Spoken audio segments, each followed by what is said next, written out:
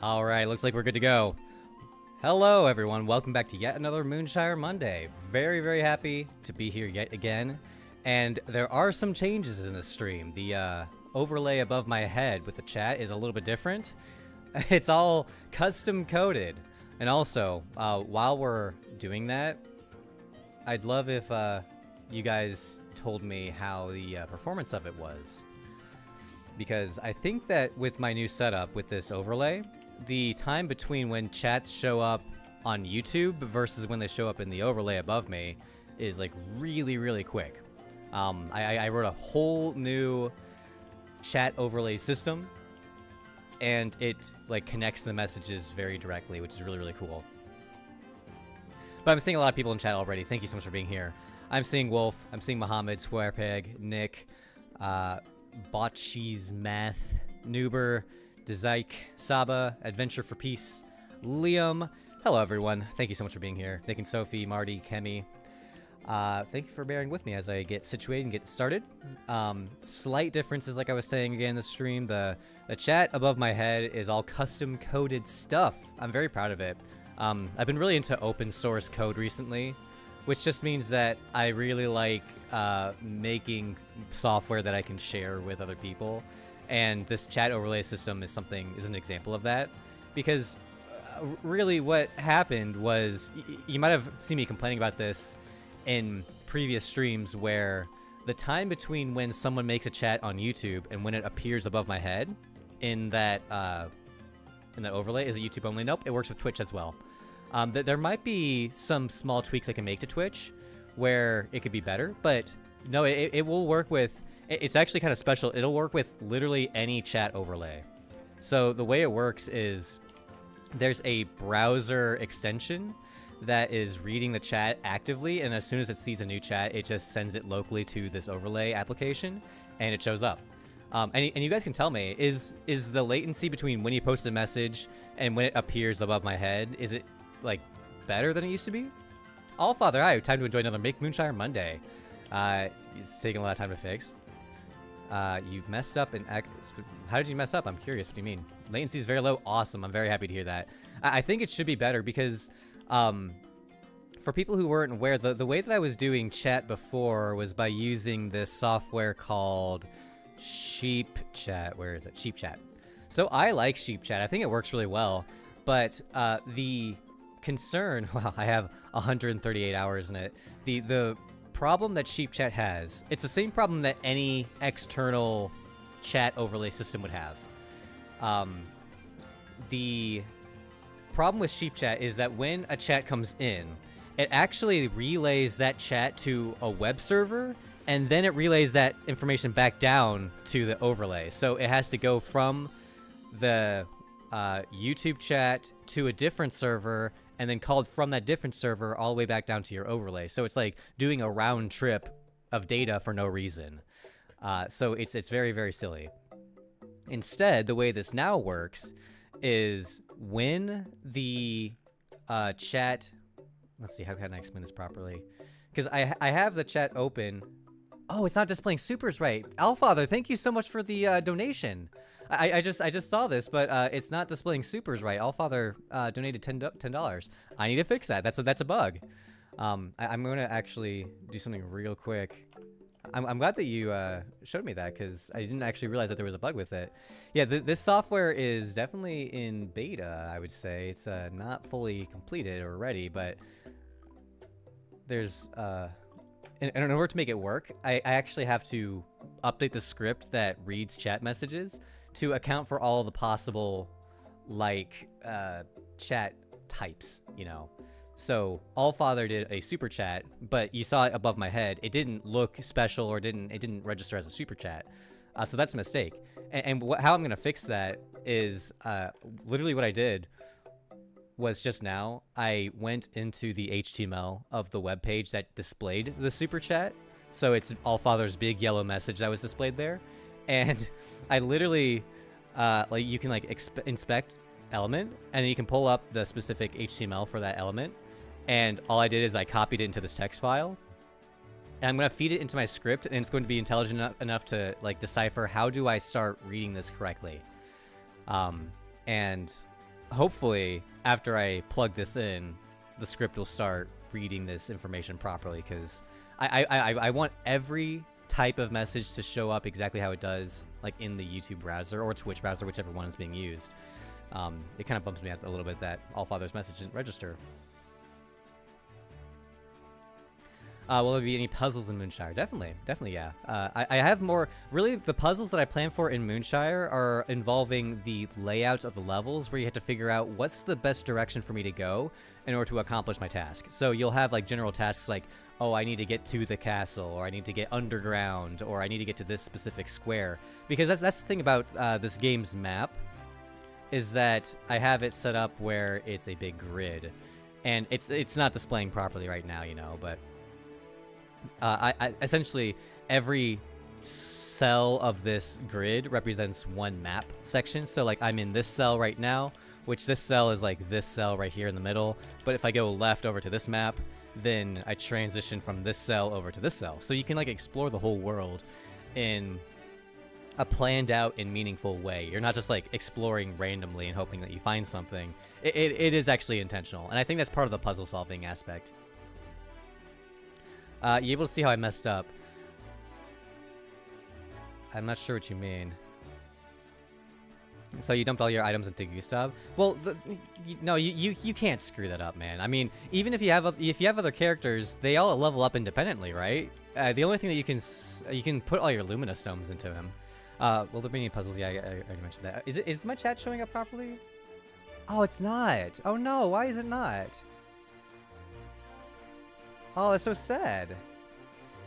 Okay, there's a problem with the overlay because it's not displaying properly.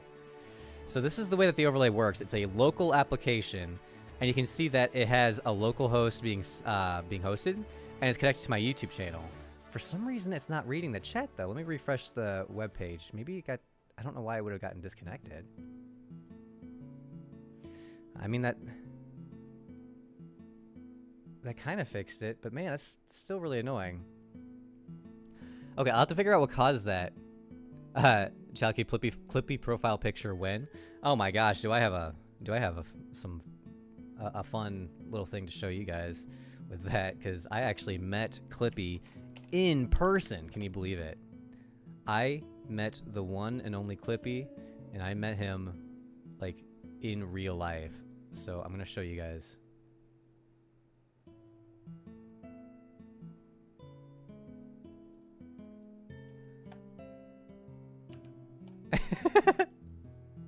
There I am. Heck yeah. Is it related to how your browser keeps crashing? Kind of. I have to have two browsers running at once because one of them crashes all the time. But when I first started at Microsoft, I met Clippy. This is my first day. I was so happy. This is like the happiest day of my life. Was when I met Clippy. The leader of the Clippy movement. I wish. Messages deleted on YouTube aren't deleted in your chat. Oh, that's a good idea. I think that I can read that as well, because when a message gets deleted, it does change the overlay. I should be able to figure that out. That's a good idea.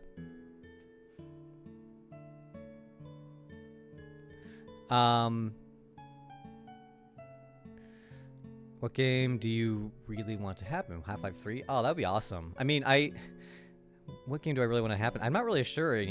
All I would say is mainly just like making my favorite franchises a little bit better.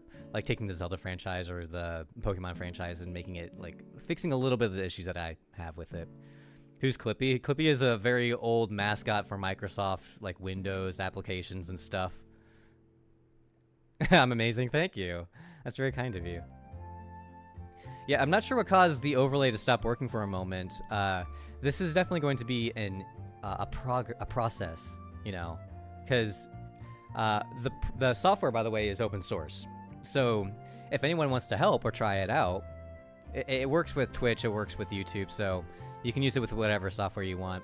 If you go on GitHub, I called it Shallot Chat. Very creative. I wonder how long I took thinking of that. Can I donate? Oh, well, that's really kind of you. You can donate through the stream if you want to. But the way that this works, and it's still going to be taking me some time, obviously, to work out the bugs, because right now there's a problem that we just experienced, where after like 10 or so minutes, it seems like the extension stopped serving the messages, and I had to actually restart the browser. So I don't know why that happened. Please say welcome to the stream, everyone. Before I start, I want to thank our days. I'm not gonna finish that one. What do you think of Stardew Valley? I love Stardew Valley. Stardew Valley is one of my favorites. So it's one of my, like, me and my friend talk about it all the time, constantly. Me and my sister do too as well. My sister went to go see a live concert of Stardew Valley, but I have a bunch of Stardew Valley songs in this playlist. I played it on my Switch 6 years ago. Actually, it might have been more. I think it was in 2018. I played Stardew Valley in 2018, and I know that there's a lot of updates and changes since then, and that's kind of why I want to go back and play it again, just because, like, I know so much is different. Can I demonstrate it? I demonstrate, if you're talking about demonstrating the chat overlay, that's what it's doing here. So the chat overlay is open source, and the way it works is there's a browser extension that you have to install to your browser, activate it. So I have that running in my browser right now. You can see the stream's up and running, and this is the chat browser relay up at the top. And whenever a new chat comes in into this section down here, it's going to relay it over into the chat above my head. So as soon as someone sends a message, man, look how quick that latency is. You can see it. It's like less than a second. That's really, really good. I'm so proud of that. I'm really, really proud of that. But if for some reason, let's say the tab idles, maybe that's what was happening. Maybe the tab was idling. I wonder if there's a way to make it so that tabs never idle while this extension is running, because that's a really big caveat of this entire system. Sheep Chat, when I was using Sheep Chat, there's pros and cons of using a cloud system versus a local system. This cloud system, you can just start it up and you don't have to make any connections or anything. You don't have to have a browser open. You just open up this application, and then it just shows up in OBS. It's very convenient. But the latency is longer, and also Sheep Chat costs $20, so it's not free. It's $20 to buy this, and I liked it. It was worth $20 to me. But now that I have my own extension that's lower latency, I think it's a little bit... What does tab idle means? I think it just means that when the browser window is opened, like on your computer, right? But it's just like sitting there not doing anything.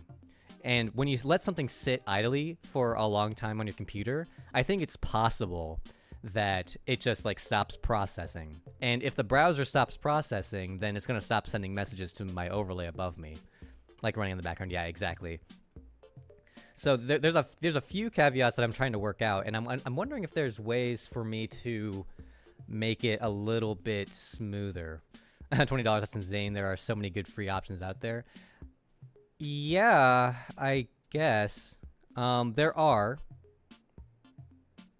The reason I went with Sheep Chat is because it offered multi-streaming. So there are not very many options out there that offer multi-streaming, as in it combined multiple chats into one single consolidated chat, because when I started, that was important to me. That's not important to me now because I just do on YouTube, but at the time I really did care that everything could be combined into one single chat. But now that I don't really need that anymore, yeah, I would agree that it's over, you know, it is against TOS. That's why I don't do it. It is against TOS. I think that it's different TOS for different sites. I think that how it works is that on Twitch, you're allowed to consolidate your chats. So I think that on Twitch, you're allowed to have YouTube and chat and Twitch displayed at the same time. Maybe I'm wrong, but I do know that on YouTube, you can't consolidate them because I never did that. Oh, the chat's changed? Yeah, the chat is now a custom chat thing, and it should be very, very fast compared to what it used to be. The other thing is that there are lots of free options, but the customization is kind of limited. And especially with YouTube, there really are not very many options out there for YouTube specifically. Definitely for Twitch, but not for the others. So you're kind of limited. But the good thing about Twitch, is that Twitch has a really good built-in chat overlay. It has no latency. It's really, really good. I bet the Twitch overlay has about as little latency as mine does.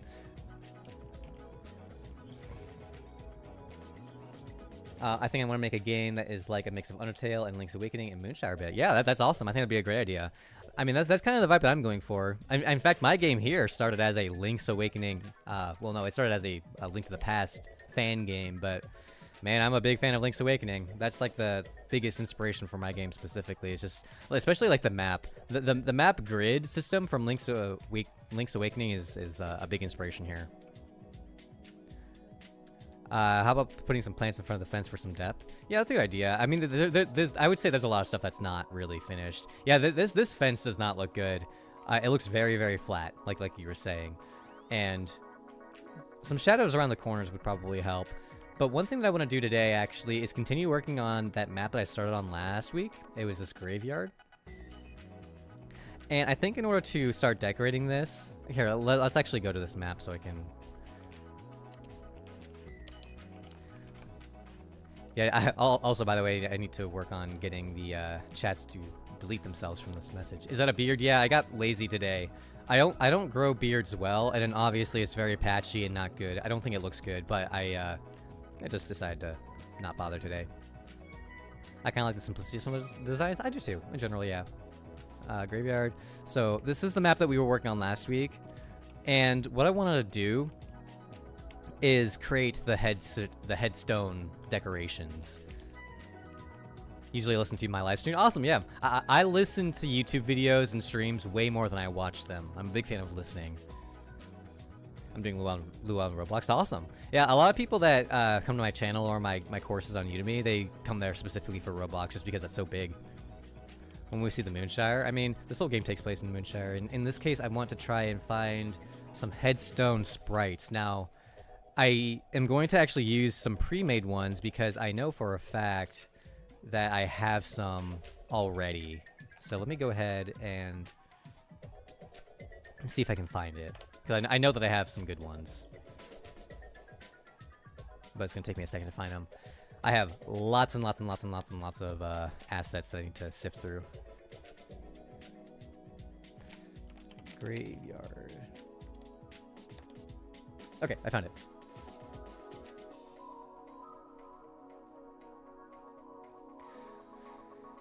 Okay, give me 1 second while I extract these.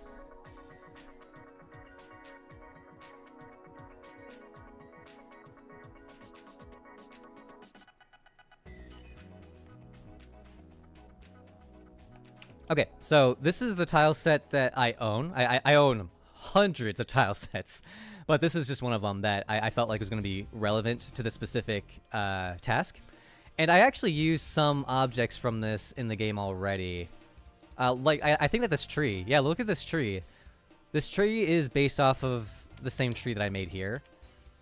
Like you can see it's a similar shape and similar texture, but I did a lot of editing on it to match my style a little bit better. Oh, excuse me, I'm stuttering so bad. A little bit better.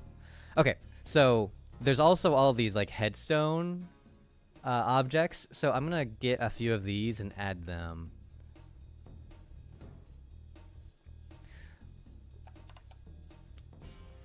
So I downloaded that, and objects, let's see where this would be. Decor probably. I wish you could show me the freaking previews. No, it's not that.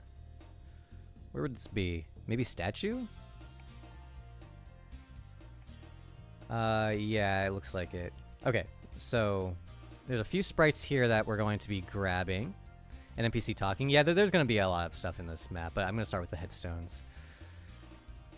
So, actually, let's, I'm going to actually get all of these included.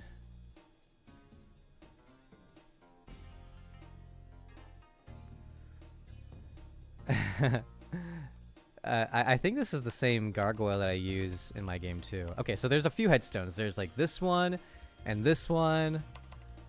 I don't think I'll use that one. This one's okay. They're, like, crumbling headstones. That's kind of what I want, though. That one's a little bit too basic. This one's okay. This one's good. I like this one. Maybe I could improve the perspective a little bit by squishing it. Oh, just making sure that the I'm really on edge because of my chat overlay. I'm worried that it's gonna break. Whoop. So to make it like match my perspective a little bit better, I'm going to make it shorter. That didn't really change too much. Oh well. I'm gonna go ahead and I like this one a lot actually. I'm gonna take this one. We're gonna start with this. So this one's at an angle.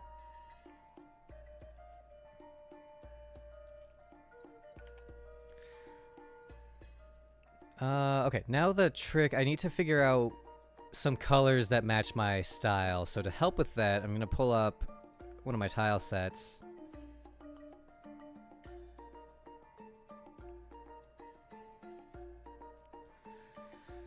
Okay, and then we're going to see if I can try and make the headstone match my style a little bit better. And dude, that already looks pretty good. That already looks like it matches. I don't think I need to change very much of it at all. Let me see what colors I got. Load default palette. I could make it more like gray, because this is like a brown. That's like a tan orange. I could make it more blue. I tend to like blue hues more. Or purples. So if I did that, it would look like this.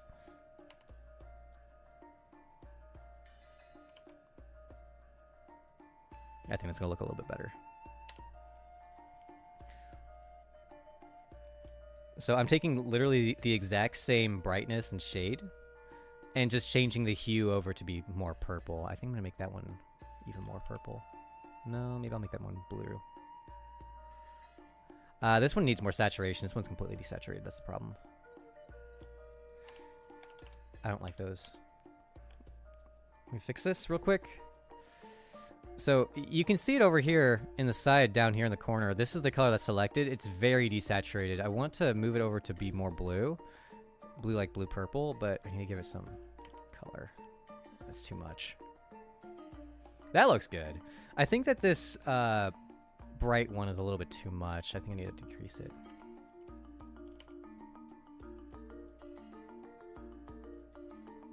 Okay, that looks pretty good. I think I'm going to... You're going back to school tomorrow? Oh, that's rough. That's rough, buddy. I remember school. Hated it. I didn't hate school. I like school. But it was definitely a lot of work. I won't deny that. So I'm going to draw the shadows directly on this. So shadows in my game, it depends if I bake them on directly or if I have a separate sprite. Since this headstone has kind of like an obscure, weird shape to it, I think it's going to be easier for me to just draw it on. I'm going to draw it on kind of thick. I'm going to reduce the opacity, though, because that's too much. So I'm going to take this color, and I'm going to... Oh, yeah, that's full opacity. What the heck happened? What's going on? I'm trying to replace this... Replace this with full opacity, please. Or with half opacity. It's not doing it. Is it like... For some reason my opacity is not working. Oh, you know what I bet it is? No, that wouldn't make sense. I was going to say, I wonder if the color settings, color mode... No, it's RPG color. I don't know why... It's not giving me the... I'm trying to give it a shadow. What? Oh, it's because am I on the wrong layer? Is that all? Maybe I was on the wrong layer. I don't think I was. That doesn't make sense. Yeah, there's a bug. It's supposed to be changing the alpha on this, but it's not. I don't know why it's doing that.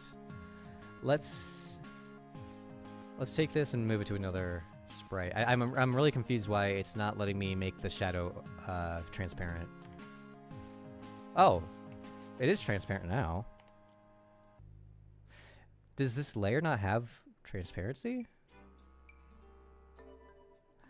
I don't know why. I have no clue. I have no clue why in this like session it wouldn't let me make the shadow transparent. That was weird. Okay, so it's now like that. I'm gonna make it like this. Okay, so baked on shadow. Jeez, that took too long. That's okay. Free software for pixel art. Sprite. No, sorry. Sprite is the paid one. That's the one I'm using right now. It's called Sprite. There's one called Libra Sprite. I would check out Libra Sprite if I was you. Does it look better with the bottom outline? Or does it look worse? I actually don't know. I can't tell.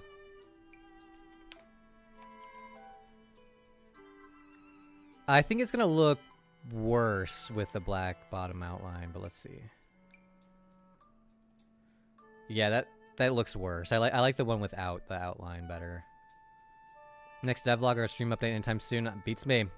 What I'm gonna start doing is I'm gonna be starting to convert parts of this stream into full-length videos for the YouTube channel because I haven't posted any videos for a long time.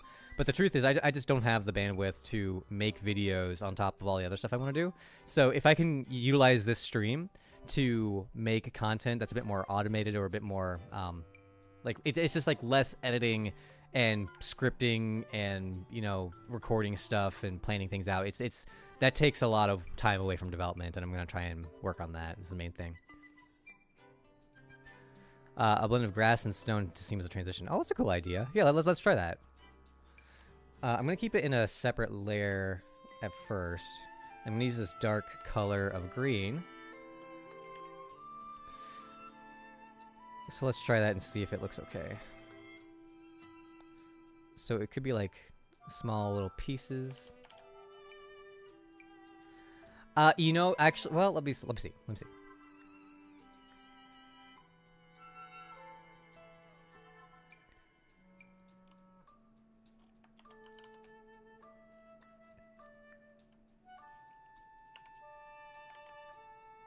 Why is that invisible?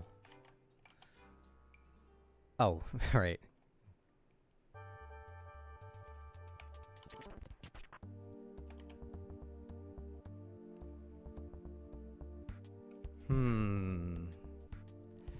The only problem with it is that I think it kind of interferes with the shadow effect. Because, like, the grass parts poke up through the shadow. I think that's the only thing that I'm having trouble with. So, let me think. Should I make it darker? Oh, I can make it darker. I think that's all I have to do is I need to make it the dark shade. Like that. I think that looks the best. Yeah, because it looks like it's overgrown now. That was a good suggestion. Yeah, I'm going to go ahead and do that. I like that. The only concern, though... The only concern with doing that is it would mean I can't put this headstone anywhere other than grass. And if I wanted to put a headstone in, like, dirt or snow, I would have to make a separate sprite for that. So is that what I want to do? Let's see if it looks better enough. It's still the old one.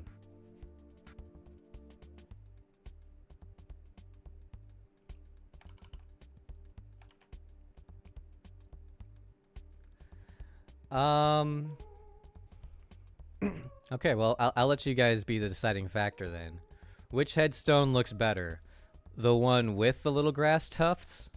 Or the one without the little grass tufts? I kind of like them both. Hi, Pippa. Welcome in. You can do something like Minecraft does with grass in different biomes. Yeah, that's what I would probably do, but that still requires extra work because it would be cool if I could just have this one sprite and I don't need to worry about anything else. It's a one single sprite. It works with every biome. But I could do what you're saying, where I have a different coloration or a different layer for the grass that's specific to the biome. I could also make the grass a white texture and then color it based on the ground texture that's on.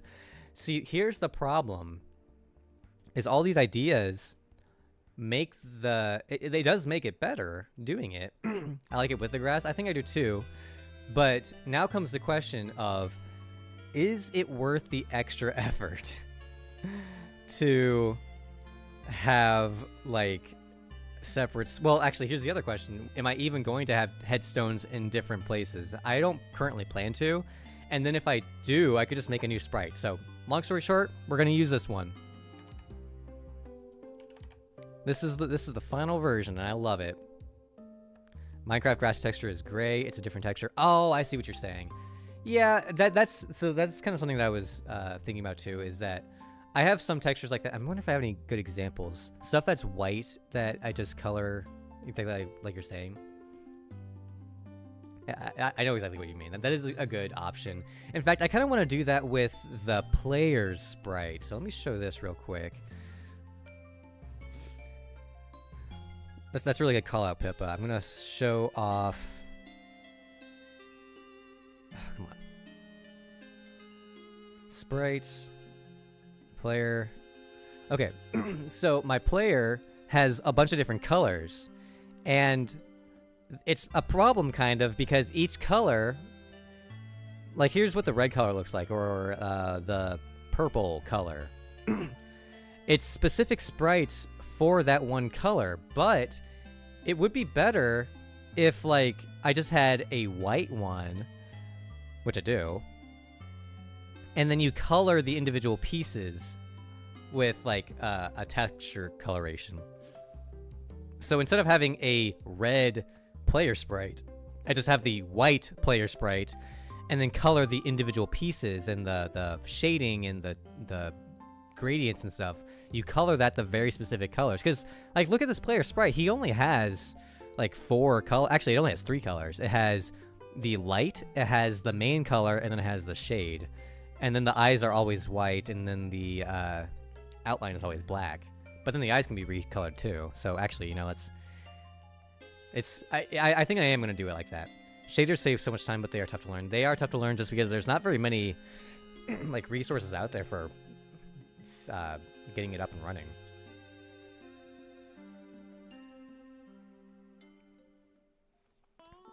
So now that I have that, where was that? Now that I have this sprite, I'm going to go ahead and save it.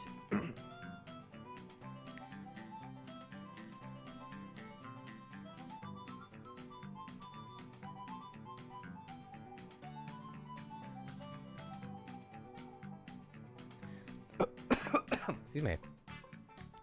So in my game, I have a whole bunch of props. So these are all props. It's things like the birdhouse or the tent, the telescope, the tables, the boxes, the barrels. So I'm going to make this headstone a prop.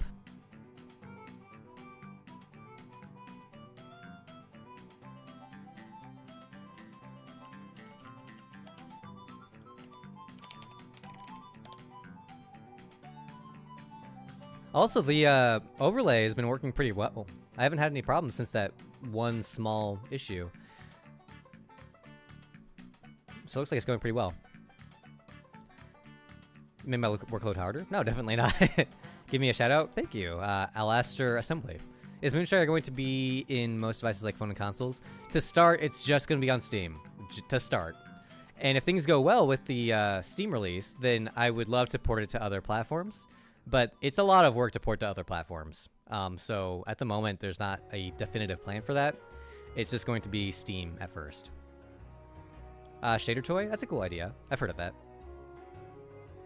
So in my code, I'm going to go over to props. Prop. I have this file called prop. And you can see that every prop has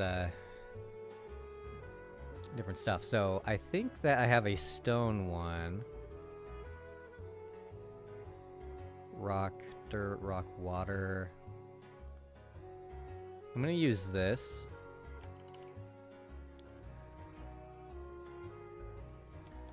And it's going to be called p.id. Actually, I think I can do if p.id starts with headstone, because there's going to be a lot of different headstones. I think I have starts with in here. Yeah, I do. Don't port to mobile unless you want your game filled with ads. I would have to monetize it in a non-ad way, because I hate ads. I don't think the game will even reach its potential out on Steam. It's too crowded with brain rot games. I mean, maybe. So I need to import the sprite over to assets. I'm gonna go over to the props. So these are all the props that I have. I'm going to go ahead and add a new one. Sprites.props.headstone. Okay. So now I can say sprites.props.headstone. Rebel class rocks, that's fine for now. No shadow. It is static. I'm not going to make it so you can move it around. It does not need an explosion to break. I can put this back if I wanted to. Height factor. I think I can leave this at 1. I don't think I want to... I'll leave this not changed. Off Y, also not changed. Break crumble, that's good. Okay, so now that I have this headstone thing imported and created in my map editor, I can now go to the props layer and put in some of these headstones. So I'll put one right here, and I'll call it headstone. And then let's make sure that these show up properly. And then right now they only face right, but I'll be able to flip them in a second.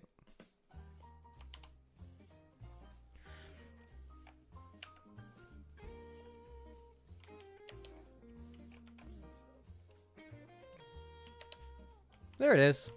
That looks good. Yeah, that fits right in. And the funny part about these is that they're props. They're the same props as like the barrels, so I can like break them like that. I need to fix the effects that come out, obviously. This particle actually looks pretty good. It's the same shade, roughly. So let's fix that first. Instead of break crumble, we're gonna say break stone, or break I'll say, yeah, break stone. I'll say break stone. And then I need to... Oh, wait, no. We'll keep break crumble. This is the sound. I need the rebel class. Rebel class is, I'll say stone. And then I need to go over to rebel. Rebel event. Man, this is so confusing. Rocks. Gray rocks. And we're gonna make this stone. Do I have stone else here? No, I don't. Okay, so shard L, that's good. That's what I want. And then rock small gray. It's probably gonna be too much, honestly, because this rock small gray is too much. But let's see what it looks like at least. You should make ghost spawn when you break the tombstones. Oh, that's a cool idea. I totally should do that. It's a great idea. Okay, so this should be a little bit better. No, it's not. I'm gonna get rid of this. We don't need the particle event for now. And then actually I'm gonna increase this to 5, because really the whole thing just crumbles away.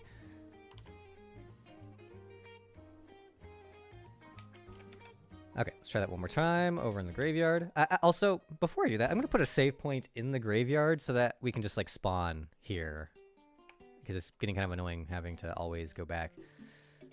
So in plants, I can go to save and install this save. And now there's a save point in the graveyard.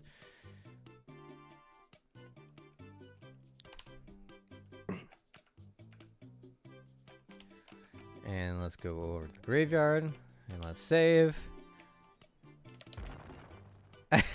The sound is really bad. But at least it doesn't look terrible. I'll say they like pop up too high, I think. I need to make them go lower. Add a ghost around it, that would be really cool. Also, that message with the emotes kind of shows up a little bit weird, doesn't it? Like, look at the Yvonne's most recent message. Like, the emotes flow into the next line in a weird way.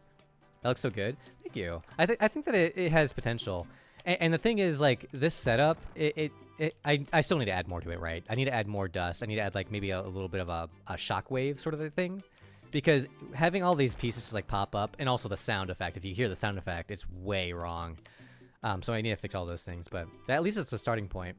And now the other thing that I was going to mention is that the headstones, or really, I think any prop has the option to flip. So let me see if I can do that. Because right now these headstones are facing to the right. I'm trying to... On stream it's flipped to the right. But you can flip them, I think, in some way. Or maybe that was trees. Flip. Not slip. Flip. X. Flip X. Scale X. Scale X. Scale. Let's see. The props don't even have a scale property. That's weird. Prop draw.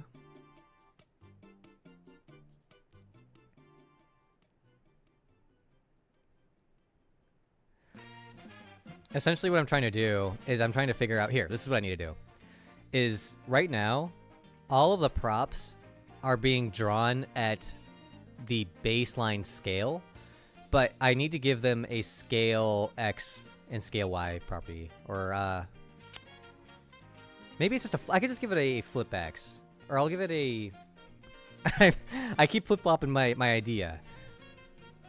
This is what I'm gonna do. I'm going to give the props a custom property,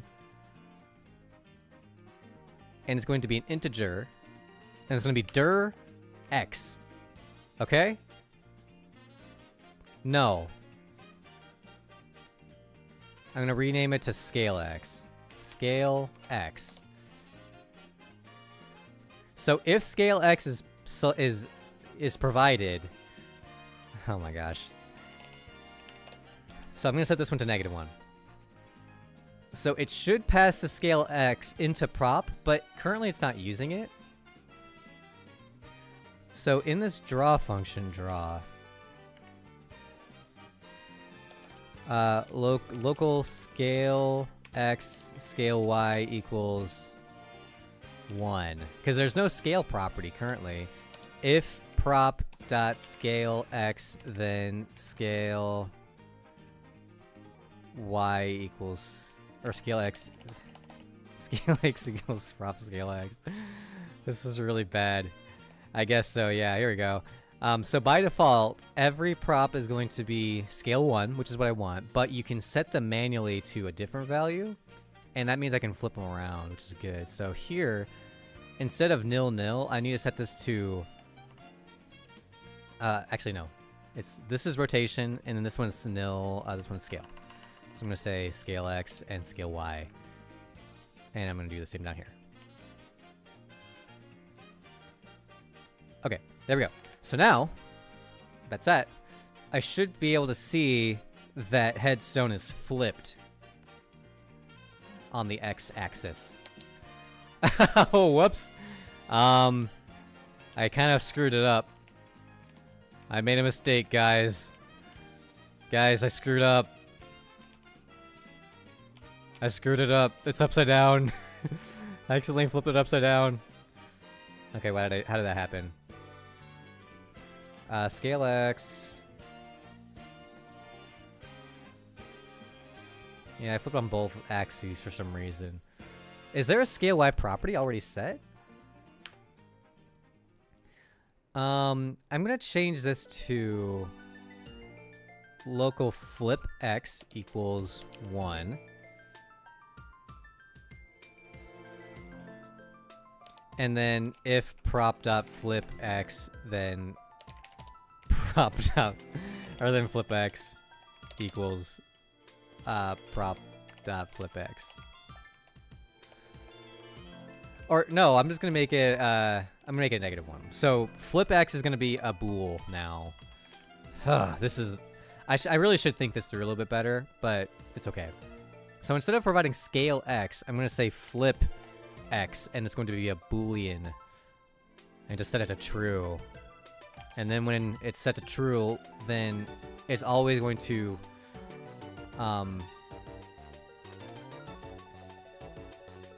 local scale X. Yep, there we go. Okay, and then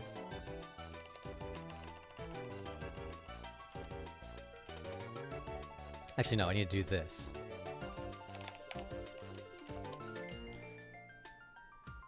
Equals flip X. Okay, there we go. Now, I think this is gonna work. Oh my gosh. My brain is going all over the place. Have I ever played a D&D match? Yeah, I did. When I was in high school, which was like 15 years ago, I did play D&D a little bit with my friends. Okay, it worked. I fixed it. So you can see that this headstone down here is facing to the left, and this headstone up here is facing to the right. And this is a new feature, actually, that I didn't have available yet, where now any prop can be flipped horizontally, which is kind of nice. But this is an important step because, like, a headstone on this wall isn't going to be facing this way, but it's vice versa on this edge, where, like, this headstone's facing to the right, but I think I want it to be facing to the left. So let's go ahead and do that.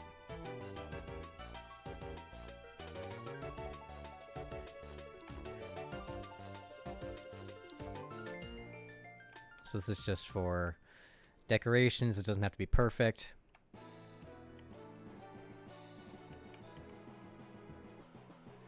But these are all the right-facing headstones. And then over here, I'm going to have all the left-facing headstones.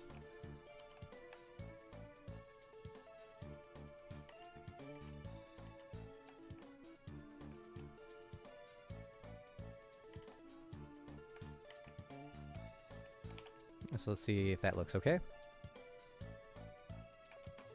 I don't think I can... I think I have to actually restart the level. Yeah, I do. I recently added caching to the levels, because I used to have it set up where every time a level loaded, it would load every ounce of data that the level provided, but I found that that was a bit not performant, especially with the tile states was the main thing. So now it caches data. I'll of course need to spread these out and make it a little bit more... it needs to look more random and broken down, kind of, but at least the headstones look good. They fit the area nicely. I think that they fit in the style really well, which is good.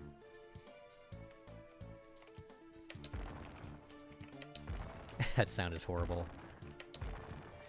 I think maybe I can add a new property to these props. What tip you gave to beginners? I mean, I don't really know, because I didn't really play it properly. When we were in high school, we didn't know exactly how to play, so we kind of just played it by ear. And I think that's why I didn't enjoy it too much, is because I like games with definitive rules. I don't really like the lax nature of D&D, where it's kind of... it's fun and story-based and interactive. You do it on the fly. I get why that's fun, but with D&D, like, it feels too on the fly, where it almost feels like nothing matters. But I'm sure that there are different levels of, like, intensity that D&D could have, where it's more official, it's more legit. And I'm sure that, and also, I'm ignorant. I don't actually know what the rules of D&D are like. I bet that there are hard rules. It's possible that we were just playing it incorrectly, and that's why I don't really enjoy it. What about Warhammer? I'd try that out too. I've never played Warhammer myself, though. How do I check when the rubble hits the ground when I make it jump? Oh, that's an awesome question. So everything... Here, let me slow down the game really quick. Game speed. Okay, so the game is very, very slow now. So watch very closely on the headstone when I break it. What's going to happen is that each piece is going to float up into the air and then float right back down. And as soon as it detects that the shadow and the rubble is at the same position, that's how it knows to do the break. So you can see the rubble flying up. Yep, you can see it really slowly. Oh, I love my slow-mo. I love my slow-mo boy. New D&D and something like a few very unserious friends. Yeah, exactly. I think that my friends were unserious with it. You're going to make level style, or are you going to make entire part style? Well, I'm going to make every level a little bit different. I think Elden Ring and other Souls games are digital versions of D&D, kinda. Those have very hard, strict rules. I think I like the combat encounters in D&D because those have strict rules. I like Baldur's Gate 3. That's a lot like D&D. JJK, hi, welcome in. Have I played Octopath Traveler? Yes, I did not beat it, but I got a little bit into it, and I wasn't too big of a fan. I love the art style though. I think the art style of Octopath is like one of my favorites ever. I really, really love it. I did play also, what is it? Adventures of Elliot. So if you go on the Switch 2 store, there is a free demo for Adventures of Elliot, and I think it's awesome. Is my game a Souls-like? Yeah, technically, I guess so. Wow, that looks really bad. You could say it does because it has like different weapons and it has the dodge roll and it's really fast-paced. So I'd say that it definitely counts. Octopus aesthetics is really good. Yeah, it totally is. I really love it. Baldur's Gate 3 is made by a Belgian indie studio. Cool, I didn't realize that. I thought that Larian was Irish, but I bet that they have lots of studios throughout the different European countries. How do you make a menu without breaking the game in Left to D? Yeah, that's hard task right there, right? So I have an open source version of this game called Legend of Lua. So if you go to Legend of Lua on GitHub, there's an example of a UI that works functionally. But you're right, having a UI that like opens up and it doesn't like break everything, it is hard. It is not easy. But the trick is that I have it all custom coded. So all of my UI stuff is in a new UI file. And it sucks, by the way. I hate this file. I use this file as an example of bad code all the time because it's really bad. It's 3,000 lines long. This UI file is 3,000 lines long. And by the way, this doesn't even include the pause menu. The pause menu is its own 600 lines. The map is its own 69 lines. The buttons are a ton too. The buttons are 600 lines as well. So like all this UI code, the answer to your question is it sucks. There's no easy way to do it. You have to custom code it, or you don't have to custom code it. Larian is independent Belgian. Wow, cool. I didn't realize that. Awesome. Every Baldur's Gate player, I will roleplay a noble, honest hero, steals everything from NPCs. That's just because it's so tempting. I can tell you the biggest flaw with Baldur's Gate, in my opinion. Here's the biggest flaw with Baldur's Gate, is that you can save scum. The problem with Baldur's Gate is that when you go into a conversation with people, you often have to do dice rolls to determine if your conversation was successful or if it wasn't. And since you can save at any moment, it's in your best interest to save before every conversation. And if you get a bad dice roll that results in something bad happening, you should restart. That's the optimal way to play the game. It's not how you should play the game. You should play the game naturally without save scumming. But why do they put save scumming into the game if they don't want you to do it? That's what my biggest flaw with Baldur's Gate is that it gives you the option to just completely scum the game, and I hate it. It's like when something bad happens because of a dice roll, I have to fight myself not to restart and do the dice roll again. Because it's like I'm choosing to play the game in a non-optimal way by not re-rolling the dice. And sometimes players love cheating, so you let them cheat. I mean, yeah, you're right. I personally don't like to cheat, and I wish that they wouldn't let me cheat. You have a glitch in the demo where when you have the inventory on, you get invincible. Yeah, there's lots of... Actually, I remember that one. We reported that probably, like... 9 months ago and fixed it, but it hasn't been released yet. You're right. That was a bug in the demo, but I fixed that, and in my current version that should be fixed. It was something like where if you spammed the pause button, try to click on a bunch of stuff at once, it would get screwy. So what's the lore in this game? The lore is still actively being developed because lore to me comes second to gameplay. I think a lot of people come up with lore and then create the game surrounding that lore, and I think that's a big problem because if the lore does not suit the game, then it's going to feel way out of place and wrong. Or it's going to feel too ambitious and cringy.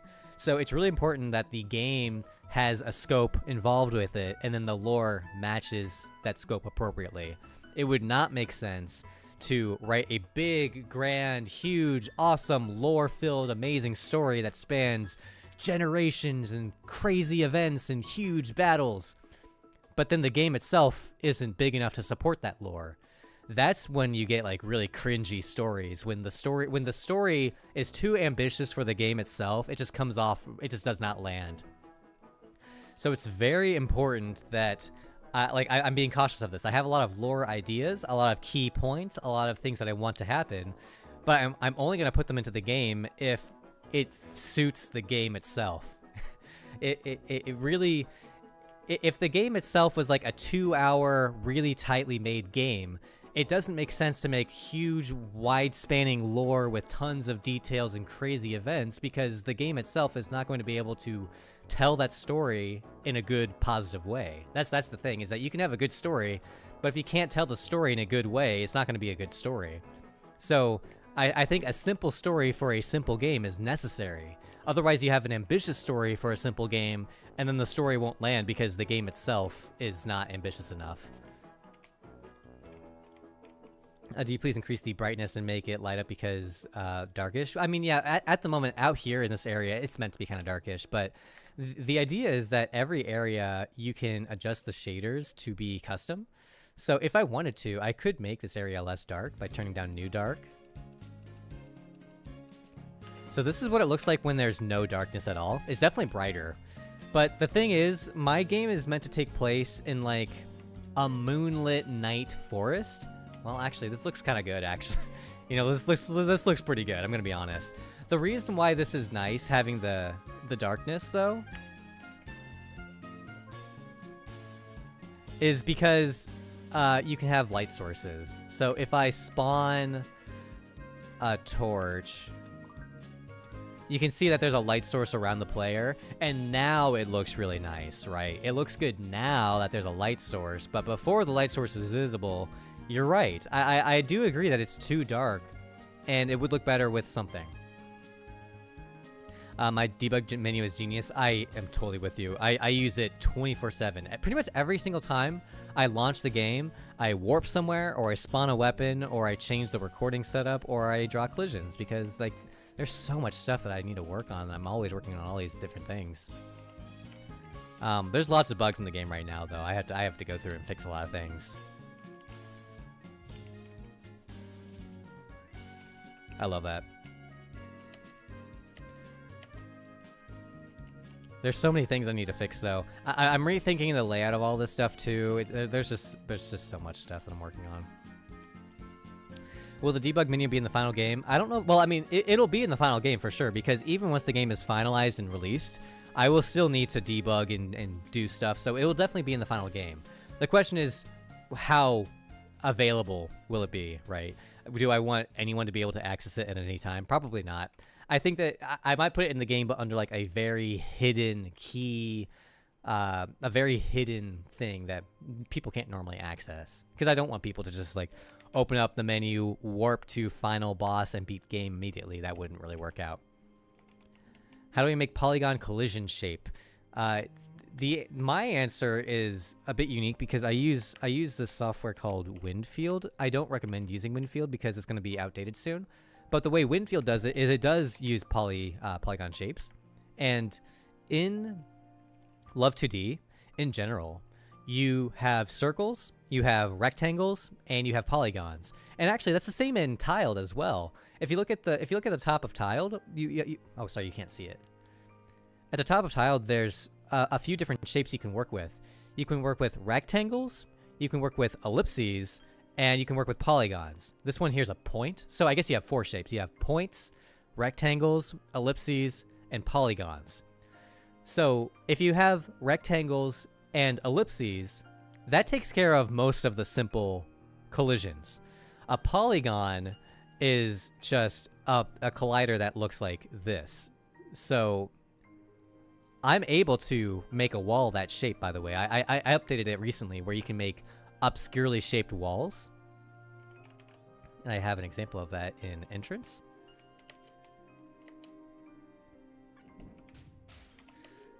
So if I beat these guys...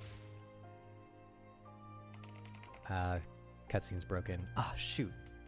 Yeah, the cutscene's broken. I can't show it. That's annoying. But let's say that in this little area, I wanted to draw a wall. Let's draw a wall right here. I'm just for an example. So I can go to the wall field, and then I'm going to choose the polygon tool, and I'm going to draw this weirdly shaped wall. I'm going to save it. I'm going to export it, and I think that this wall shows up in game with its obscure shape. Yeah, there it is. Oh, it's not. It actually, oh, you know what? It didn't fully get it because I drew a concave polygon. Yeah, look at this. You can't draw concave shapes like this. So now I have to explain what concave even means. So when you're working with polygons, This applies to like regular math as well. You can have lots of different shapes, and your shapes will come in lots of different sizes. Or come on. I'm not good with MS Paint. So a convex polygon is one that looks like this, where it doesn't cave in on itself. But a concave polygon is one that looks like this, where it does cave in on itself. So you know that something is concave when you draw around it, and there is, like, dead space in the middle here. So there's lots of dead space in the middle, so you know that this shape on the right is convex. This shape on the left has no dead space at all, which makes it convex. So this left one is convex, this right one is concave. And when you're working with polygons, especially with physics libraries, I've noticed that having concave polygons normally doesn't work. What it needs to do actually is it would just separate this into several convex polygons. Dead space mentioned. Yeah, exactly. So really, you can't draw concave polygons. You would have to draw convex ones like this. Oh, by the way, if you wanted a concave shape, by the way, like that shape I just drew, what you would do is you would just separate into multiple polygons. You would draw the top part. You draw the top part. And then you would draw the bottom pieces. Like that. Oh wait, no, that's still concave. That's still concave. I need to split it up into more pieces.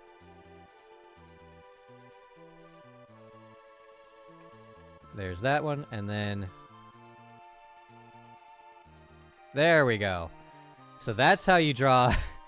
That's how you draw concave shapes in probably every game engine. I don't think that I imagine that even most game engines would probably convert concave shapes into something like this before they do any calculations. So I'm going to go ahead and export this, and let's restart the game.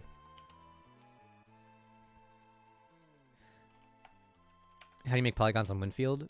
You just, let's see, in Winfield specifically, polygon, I think that you can just, you can query polygons. Yeah, it's the same as all the other ones. So like, there's the rectangle shape, there's the circle shape, and there's the polygon shape. So if you search the Winfield file for polygon, you can find all of the different polygon options, like polygon colliders. You can create polygon colliders using this. So that's your answer. My octagons use this BSG rectangle, which is just an octagon. But in normal circumstances, you would use a polygon collider to make an octagon. If you take a nap, you won't be able to sleep tonight. I have the same problem. So let me make sure that my convex or my concave shape showed up. Yep, so here it is.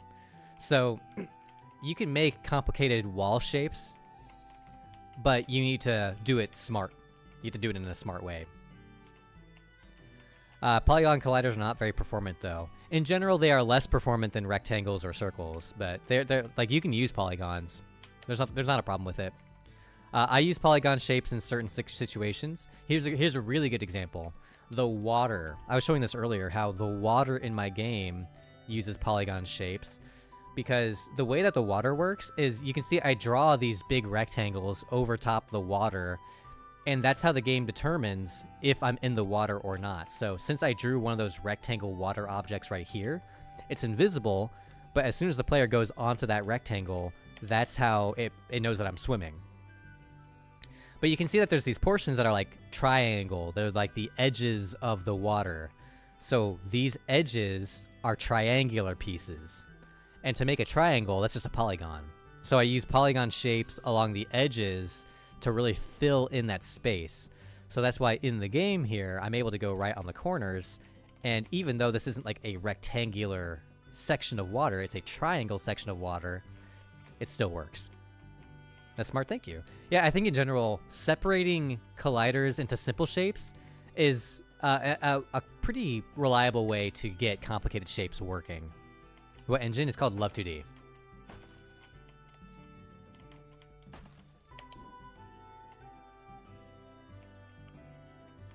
I'm loving the look of my debugger. Cool, I'm glad to see it. Yeah, I think so too. It's really helpful to be able to turn the stuff on and off and like warp to different rooms or spawn different weapons and enemies. It really is a game changer. I remember when I didn't have it. I don't even know how I got through the day. I have a build in a tile. Sorry, I have a build in a tile layer, so I can't check Y position to draw before and after player. Do you know how to fix it? So you have to do that calculation within the game itself. If you have...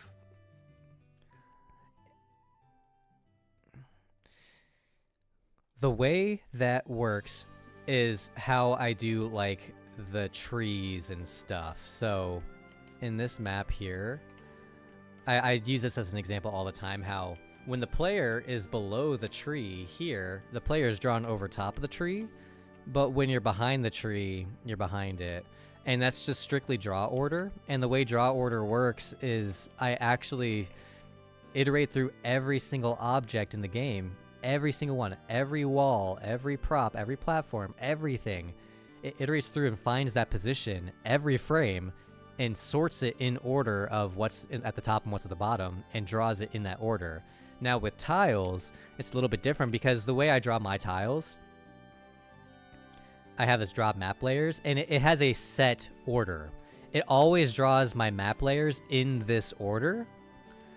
But if you wanted to have a layer that changed its Y position, you know, change the order, you would have to add some logic in here. Because right now, I just have this hard-coded, it always draws the map layers in this order. But like you're describing, sometimes you might not want it to be in this exact order. Sometimes you might want, like, this deep layer in some specific situation. Maybe you want the deep layer to be drawn over top the player. I personally am not going to be changing the order, but you could add some logic in here so that the order is different. Instead, I just have a different layer for every different situation. And also I have the top layers, the late layers, these tops, the medium layers. So I have layers for every different situation, and I don't change the order of the drawing of the tile layers. I keep that all consistent. Do I see any value in having unit tests when developing a game? Yes, definitely. Because whenever you make any change to any one thing, it's going to change everything. So a unit test, for anyone who's wondering, a unit test just means that it feeds the game some, like, mock data, and it records the output to make sure that the output that it's providing is accurate. And you can make unit tests to test every single aspect of the game. The only problem is that's time-consuming to do. I would recommend trying out like an AI script to see if it can make unit tests for you. That might be a good starting point. And I'm going to be doing unit tests for my game as well, just because as a game grows in scope, let's say that I'm working on the enemies. So I have all the mob code in this mob file, but if I make a change to like mob body, if I change this one line here, it's going to impact literally every single enemy in the game. So if I change this one line, how do I make sure with certainty that changing this line doesn't break the game? The only way to know with certainty is if you play through the whole game and test every situation like thoroughly, but a better way is to have unit tests. A unit test is just a small test that like kind of touches every part of your code. It basically runs every part of your code to make sure that it's returning the expected output. And it's different from like a trial run test because it's feeding it data that's not actually legitimate. It's feeding it situations that mock legitimate situations, but it's not real. It's different from a trial run test because a trial run test would actually run the whole thing end to end. End to end testing is what you would call that. A unit test means that you're testing an individual portion or individual features, and it's just testing that the output of individual features are working. I must make sure that you intake the invisible substance. Thank you. I forgot about my invisible substance intake.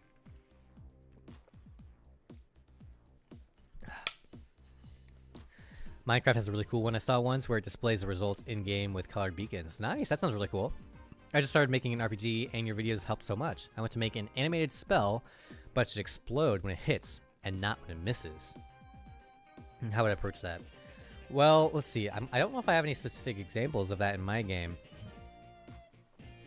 I might. Let's see.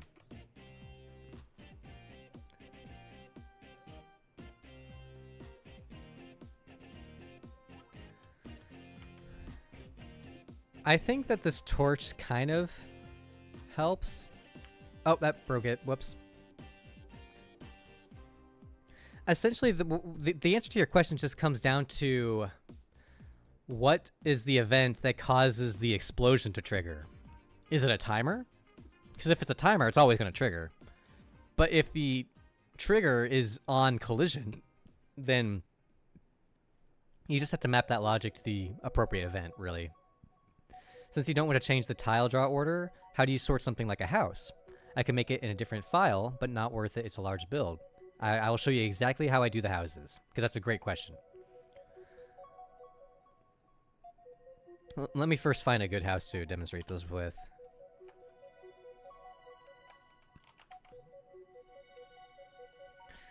So in town, whoops.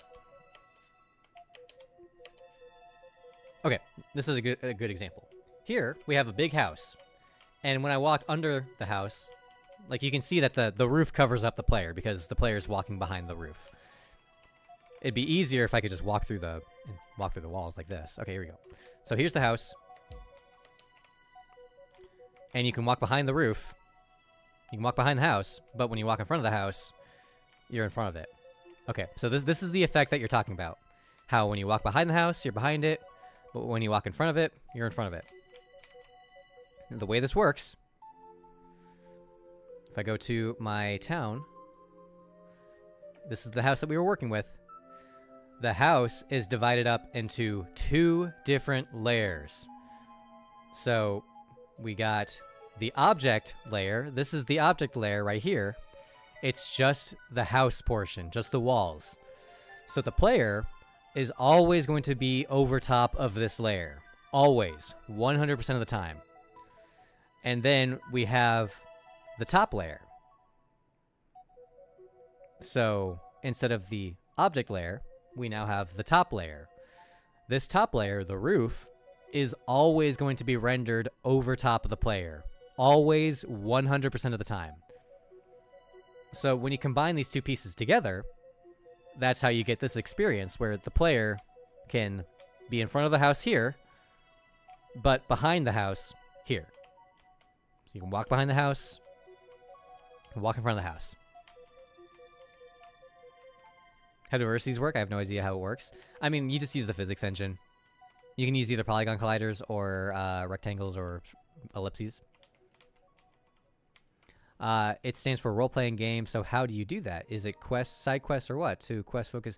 Role-playing game has lost all meaning. You bring up a really good point, because when people say role-playing game, role-playing normally means that you immerse yourself in the world and you make decisions and choices based on what the character that you're role-playing as would do. And that's where the kind of idea came from. And like Dungeons and Dragons is a true role-playing game because you are role-playing as a character and making choices in a fictional game world that reflect what your character would do. And like you can roleplay as your character where you could play like an evil character. You wouldn't personally make evil choices, but if your character is evil, you might roleplay as that character and make evil choices. So that's where the role-playing aspect comes into play. And the reason why games like Zelda are considered role-playing games is because you do immerse yourself in the world of Zelda. You do immerse yourself as the character Link, and you make choices as Link. It stretches that definition, though, right? Like the game, like the Zelda games, are more of like an adventure, action, like exploration type of game. Calling it an RPG is still true because you're role-playing as Link. You're role-playing in the world, and you're making decisions and choices based on like what your character would do. That's the whole idea. I think that's the only requirement. But RPG has kind of lost all meanings where it kind of applies to anything. It applies to any game where you have player choice, where you have player agency.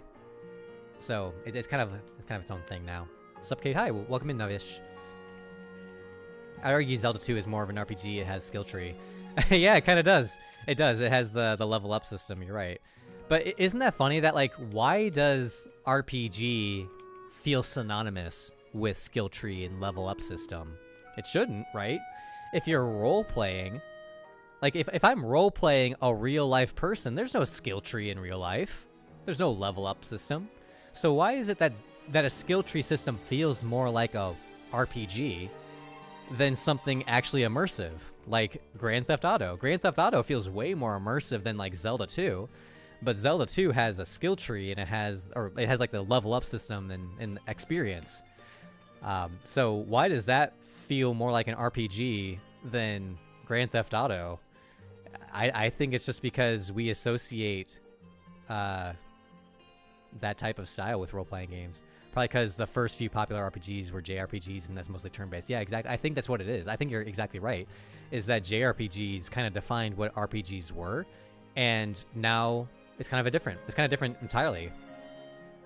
RPG is a more encompassing term that, like, really, it applies to lots of things, because you could role play in any game. When I was telling this story recently. When I was a kid, me and my friend would role play in Kirby Air Ride, because in Kirby Air Ride you had the city trial and you could do free roam city trial. So me and my friend would go into city trial free roam and just like park our cars somewhere, and you could get off of your car and be Kirby and just like run around, and we would go on like little pretend adventures when we were like 8 years old. It was so much fun. And it's like Kirby Air Ride is not a role-playing game at all. It's a racing game. But yet we were able to find that emergent gameplay and roleplay in it regardless, even though we were kids. And that the game didn't support role-playing, but we were able to do it anyway. D&D is an RPG. An RPG is role-playing, and you roleplay in D&D. Yeah, exactly. But that's kind of what I mean, is that people say RPG to mean a specific type of game, but yet you can roleplay in any game. Like, if you could roleplay in any game, that kind of means role-playing game as a concept is meaningless, because they're all role-playing games.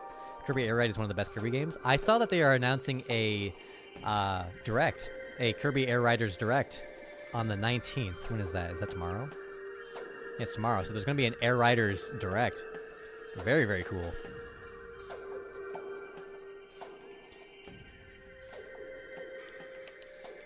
Okay, so what else can I work on? There's not really much else I want to work on. I think I kind of just want to chat for the rest of the stream. Or let's see if there's anything I could do. I was working on the levels. Let's see if I can work on the graveyard some more. So last stream I put in all this like dark grass on the floor. I think I want to change it so that it uses some dirt. Just took more than 10 years for a remake, yeah. I don't know if hopefully it's not going to be a remake. Hopefully it's going to be like a full-on sequel. Adele, I have not mentioned that once a stream yet. It has not come up, so hopefully we can make it to the end. Does role refer to in-game mechanics related to role, character classes, role of a weapon? I actually don't. Maybe, but I think that role-playing, the term role-playing, means that you are playing a role. And that might mean a class role, depending on the game, but it might mean a character role as well. I think in a lot of cases it means character roles. I'm so excited for Air Riders. I am as well, as long as it's good. They haven't showed anything yet, though. I'm new to game dev, and so far I make my simple platform game. Any advice on how to keep learning and making learning indie game dev? Wow, you came at just the right time. We were just talking about Pong. You said that you made a platform game. That's cool. I would say take it a step further and either increase the level of complexity in your platformer game, or make another type of game that's also simple. So a platformer game is actually a little bit more complex than I normally recommend. I normally recommend starting with something like Pong, because Pong is super easy, but even an easy game is hard to make. So I'd say just move on to another game, make whatever you feel like is the next iteration, add more features to it. That's how you make games. That's how you learn to make games. You can watch videos and stuff, but watching videos does not help you learn. The only way to learn is to make stuff, and you're doing that. You made a game already, and that's fantastic. The only way to keep learning is to make more games. You can up the complexity if you want, but it's already hard enough. Like, simple games are already complex, so you don't have to make it too complex. RPGs now seem more like games where you can create and customize a character. I think in general that's the vibe I get too, is that people are role-playing as their own character, and that's what makes it an RPG. But does that mean that, like, Breath of the Wild isn't an RPG? Even though you can customize, like, Link's outfit and his hearts and his stamina and what weapons you're using. There's a lot of customization in that game too. But even though you're not customizing the character, I don't know. I still feel like I'm role-playing as Link when I play that game. My mom almost got stitches doing that because of my uncle. Wow, that sounds scary. Where did I learn how to code? When I was in well, actually, I learned how to code from like using Game Maker. So there's this engine called Game Maker, and it's like drag and drop coding. So that's how I learned like my introduction to it. But then when I was in high school, I took a programming class in Java, and then in college, I got my CS degree. I learned like Java and C++ and all the big ones. I had a software career out of college. I worked at a few different companies, so I learned to code from doing lots and lots of work. It's a lot of work to learn how to code. You either take classes or you do projects or you are on the job, and that forces you to learn and get better. I'm a CS graduate too. Yeah. Diverse character creation, skill tree, level up stats, etc. Yeah, it's like Assassin's Creed, modern Assassin's Creed definitely feels like an RPG. I'd say that modern Assassin's Creed is a very good example of where the term RPG is changing, because modern Assassin's Creed has you taking control of a very specific character, and that very specific character has a very specific story, but there's a skill tree and there's experience and there's different stuff that you can like specialize your character with. So that's the role-playing aspect, is you're role-playing as this character and you're choosing what aspects of the character to grow and improve as you play it. So I think that that's what it mainly comes down to, is as long as there's player agency and choice, I think that's all that matters. Also, I do think that there has to be a character involved. There's lots of games that don't have characters, right? Like RTSs or strategy games. I wouldn't call those... they're RPGs, but are you role-playing? Also, there's strategy RPGs. There's like Final Fantasy Tactics count as an RPG? I'm not really role-playing as anyone. I'm like an overlord deciding on the strategy of all the units. Or Fire Emblem. Yeah, that's a good approach to learning. You follow a tutorial, then try to make something on your own, and the concepts you learned. That's exactly how I recommend it. Is that when you watch videos, it helps you with getting some familiarity with the fundamentals, but it doesn't actually, you don't learn any skills from it. It just gives you some familiarity. So with that familiarity, you feel more comfortable opening up the software and trying things out. But just watching videos, just listening to lectures, you're not going to learn anything. You have to make things. So whoever's asking, like, how do you get better at game development, you have to make games. And if you don't know how to make games, then you have to start with something easy. Start with Pong. Can't go right now. I think it will rain. Change my mind. Stay. Awesome. I'm glad you can stay. I would consider Minecraft or Animal Crossing an RPG. They are cozy games. Yeah, definitely. But this is the kind of thing, though. I think that's part of why this conversation is happening in the first place, is because if every game like Minecraft or Animal Crossing or Dungeons and Dragons or Zelda, if all of those are RPGs, then it kind of loses all meaning. Then every game can be an RPG, and then what even isn't? If every game's an RPG, then nothing is an RPG. Terminology is only useful when it applies to a small portion of stuff, but if it applies to everything, like, I really feel like you could turn any game into a role-playing game. I was talking about how I turned Kirby Air Ride into a role-playing game. So I think that is kind of just whatever you make of it. Minecraft is more like sandbox. What kind of role you're playing in Minecraft is only... Yeah, exactly. That's such a good point, is that sandbox games are kind of different from role-playing games, because you're not playing a role in a sandbox. Like, you're playing yourself. You are in the sandbox, and you are making choices based on that world. A role-playing game, to me, implies that you are playing the role of someone else. Or a role that you give yourself. I suppose that you can obviously you can role-play in Minecraft as well. But to call it a role-playing game feels like a bit of a stretch. It has RPG mechanics. I think that's the thing, is that every game has RPG mechanics. Every game does. Super Mario Bros. Has RPG mechanics now, because you can change what like badge you have equipped. So it's all... Donkey Kong Bonanza has a skill tree. I don't know if I'd call it a role-playing game. RPG was used a lot in tabletop circles. I tend to keep it that way now, just because RPG role-playing is more of a tabletop, interactive, social experience, almost. Would I try to make purple tiles? Purple tiles, I'm not sure what you mean by that. That's like saying everything is metal because you can headbang to it. That's a really clever way of putting it, totally.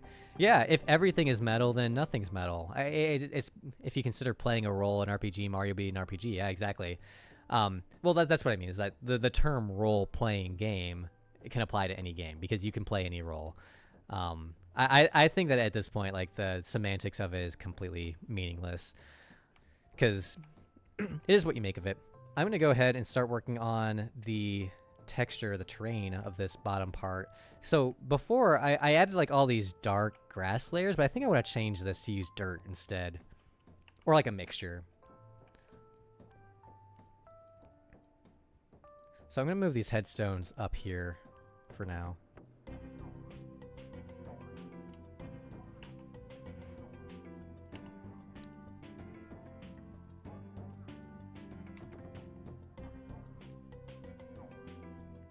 Pong seems daunting because of the calculating angles and the moving stuff. Yeah, I'm with you.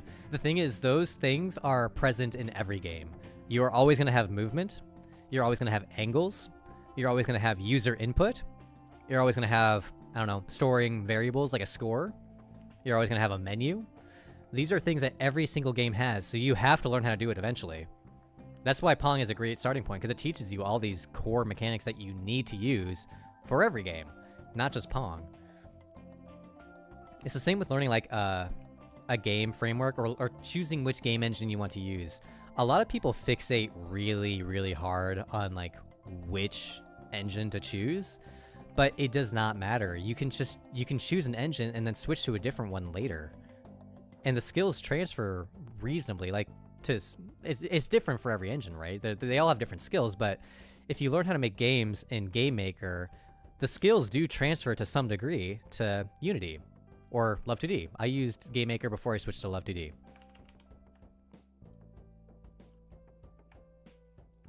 I'm going to use Terrain and Terrain 2 for this. So I'm actually going to put the dirt around the edges.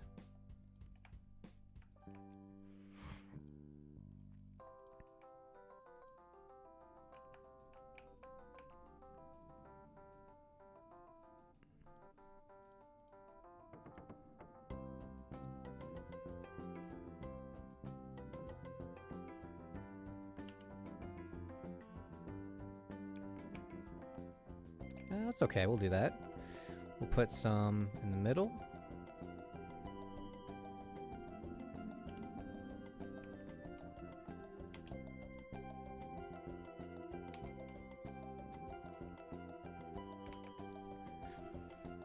Am I gonna make purple tiles? I don't know what you mean by purple tiles.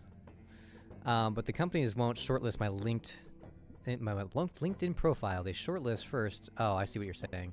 Yeah, getting a job is really, really hard. Applying through LinkedIn never really worked out for me. The way that I got my jobs is I applied through their websites for specific listings, but even that is not reliable. I had applied to so many. When I was in college, I had a really bad moment where I was having trouble getting my first job out of college.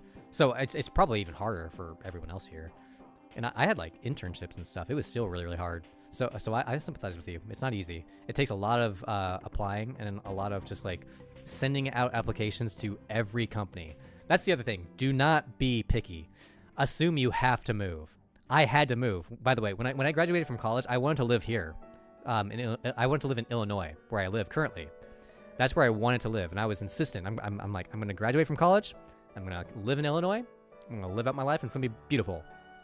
It did not work out. When I graduated, I could not find a job in my local city. I had to move to a new city. I applied to every job I could find in the entire country, and finally, one of them accepted me, and I moved to that city. That's what I had to do. It is not easy getting a job. It is really tough. So that's why you have to keep your options open and be willing to move.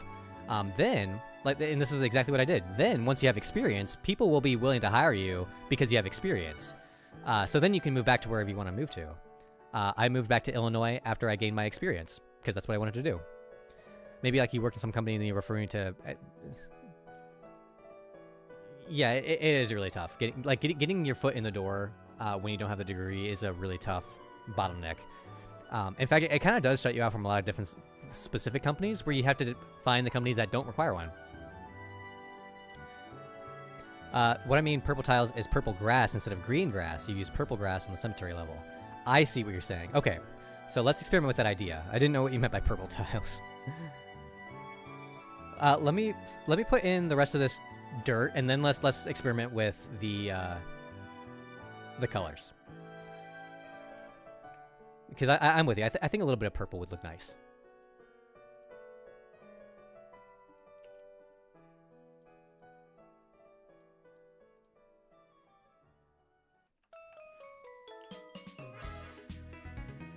Okay, then I'm gonna get some dark grass and put this around.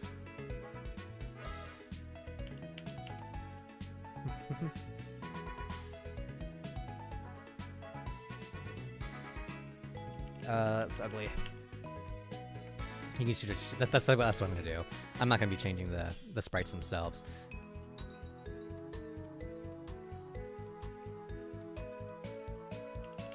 This is so ugly. It's sometimes it's hard to find these good shapes.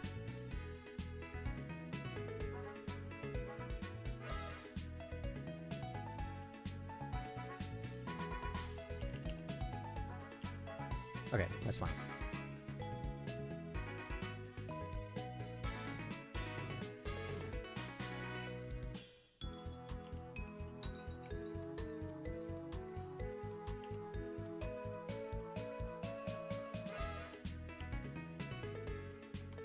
I'm thinking of making a Pokemon GBA type game using Phaser. That sounds awesome.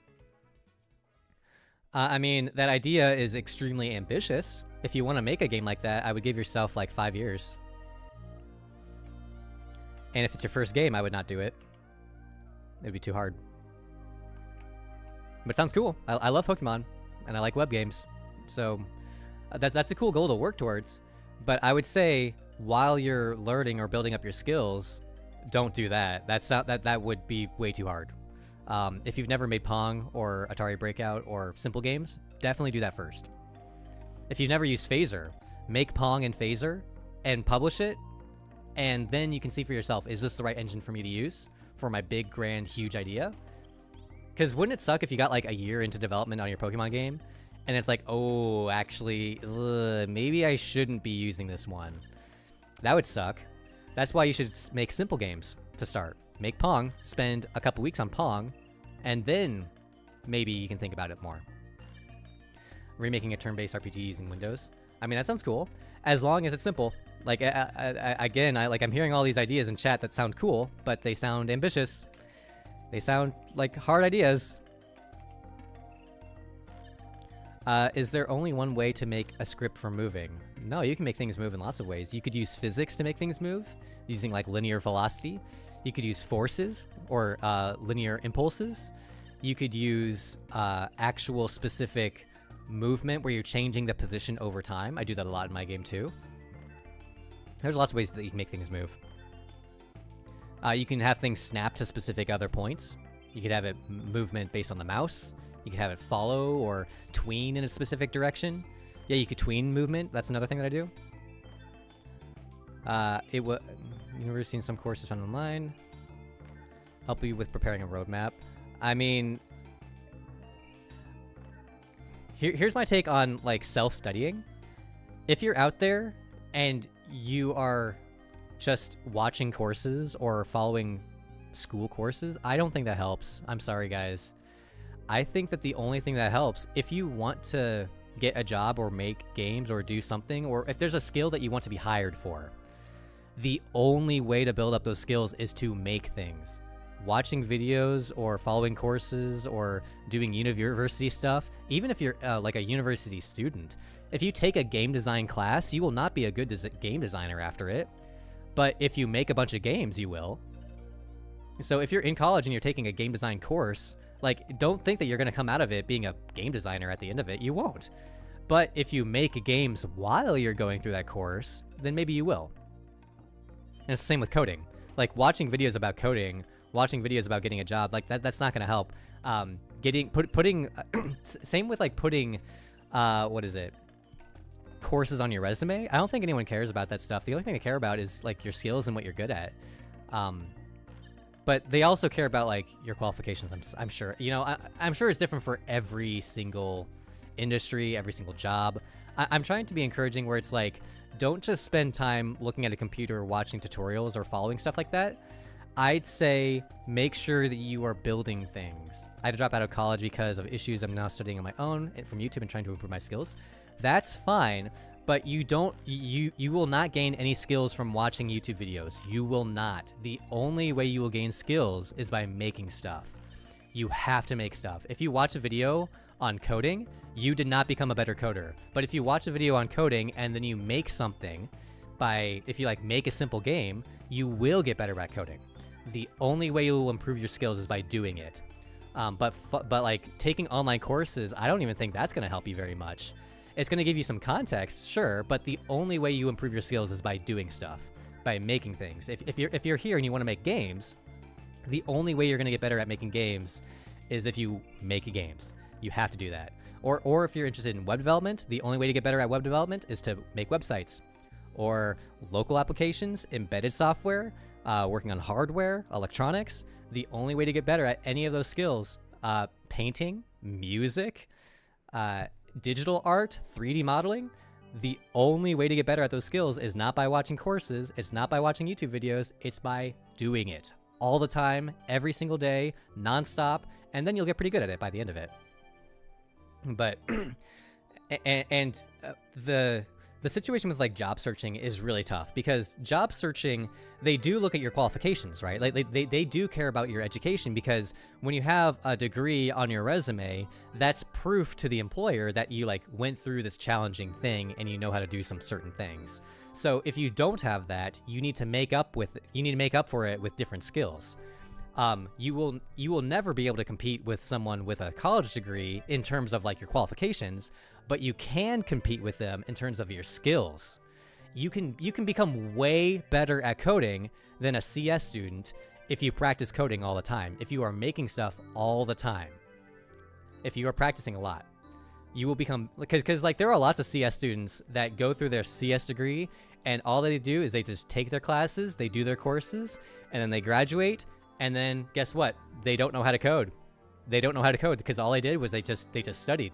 They just went through their classes. They got a 4.0, but they can't code because the only way that you can learn how to code is by making stuff all the time. You do not need a college course to do that. A college course is helpful because it like puts you in a room with all these other people who are trying to do the same thing, and you have a professor who you can ask questions to, and they like guide you in the direction of getting things done. But it like if you don't put in the effort yourself, use it or lose it. Exactly. Totally true. If you graduate and you didn't put in the effort of building up the skills, and this applies to any degree, I'm sure. If you like, imagine someone who did a music degree and they didn't practice their instrument, but they got a 4.0 in all their classes. Do you think they're going to be a good musician? Of course not. It's all about the skills, and it's the same with coding. Like, coding is a skill, and you have to do it all the time to get good at it. You can take a college course to get you, like, the fundamentals. You can watch YouTube videos to, like, figure out the details, but you will not gain any skill at all unless you start building something. And it's hard to build something. That's why I recommend Pong, because Pong is, like, the least intimidating game to build, but even that is hard. It takes a lot of work to build Pong, but it's still very hard to do. Will I ever conduct game jams? Maybe someday, but not until after Moonshire is done, because even running a game jam takes a lot of time, and also if I'm running one, I would want to participate. I rarely look at college education when hiring. Totally, yeah. I'm glad that you agree. I think that it is a factor because, like I think of it with like engineering. Engineers, like at an engineering company, they all went through college through an engineering course, through an engineering degree, and it was probably very, very hard. They had to take some very advanced math classes, some complex like electronic stuff or mechanical things, all these really, really hard engineering courses. But when these engineers get to the job, are they going to be using those skills all the time? Like the people who took advanced physics or linear, all these crazy high calculus 3 courses. Do engineers use those math skills on a day-to-day basis? I really don't think that they do. But they do use their problem-solving skills. They do use their ability to learn. College teaches you how to learn. It teaches you how to, like, practice things. It teaches you some skills of challenging yourself, but it is still on you to apply that. So college is not like this magic bullet that's going to teach you skills. It really doesn't. It teaches you how to learn. It's still on you to learn.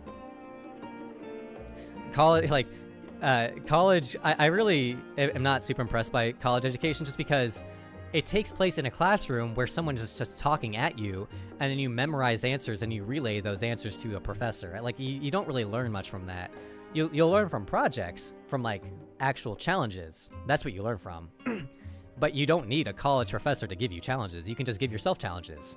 You can give yourself the challenge of writing a phaser web game, because someone said phaser earlier. That's your challenge. Make any game in phaser. Pretend like it's a professor telling you, okay guys, your homework assignment for this week, your project for this week is to create a web game in phaser. Now go do it. And I'm going to give you an A+ if you do it, and I'm going to give you an F if you don't. So like you could just do that yourself. You could give yourself your own college course. And the college course, it's always going to boil down to make a game. Or if you're whatever you're studying, right? If it's coding, make an app, make a website. If you're studying graphic design, make a vector art, something or other. As a comp sci grad, college just taught the fundamentals. The rest is on you. Totally agree. I know people who graduated from college with their CS degree, and they weren't able to get a job because it's competitive, one, and they didn't put in the effort to learn how to be a good programmer. It takes work. What do I recommend for people who want to make their own creations but have no idea what to make? Start with something. My advice is to start with the easiest thing you can come up with. You said you have no idea what to make. Here's an idea for you. Make Pong. There's your idea. Go make Pong in any game engine. They're all free. They're all free. Go make Pong. If you think that you can make it in a week, prove me wrong. I really don't think you can. If you're starting out and you're brand new, think of it as if I was telling you to go learn how to paint. If I was telling you to go learn how to paint, what would you do? Well, you'd go down to the crafting store and you'd pick up like a few small canvases and a few simple painting sets, and you draw a bunch of apples. You draw like an apple still life, and then you draw like a picture of your cat. You draw very, very simple paintings, and you draw a whole bunch of them for like a few months just to feel out the fundamentals. Maybe you could follow some Bob Ross painting tutorials too. That's an awesome way to get yourself immersed into it. In the same way that like watching coding tutorials on YouTube is a great way to get yourself immersed into it, but it won't teach you, like, the only way for you to get better at painting is to paint. The only way to get better at coding is to code. So watching videos about coding isn't going to help you. It'll expose you to some tricks. It'll help you like pick up on the fundamentals or get started, but the only way for you to build up skills is to do it all the time. I was there once. What helped me was going online and finding inspiration there. For me, I had no idea my time. Yeah. Oh, that's what I was going to say. If you don't have inspiration, just start with practice. Just start with building anything and saying, this isn't going to be my final game. This is just so I can practice. Because by the way, if you've never made a game before, your first game is going to be bad. In the same way that your first painting is going to be bad. The first song that you play on piano is going to sound bad. So why would your first game be anything other than bad? Why would you want your first game to be like your dream game? It's not going to be good. It's your first game. Start with something easy, please. That's my advice. If you don't know what to make yet, make Pong, make Atari Breakout, make a very, very simple like walk around game. Very, very easy. Your first food, yeah, if you're learning to cook, totally. I can't cook. I'm a very bad cook. But I shouldn't just say I'm a bad cook and therefore I will never be a good cook. If I wanted to learn how to cook, here's what I would do.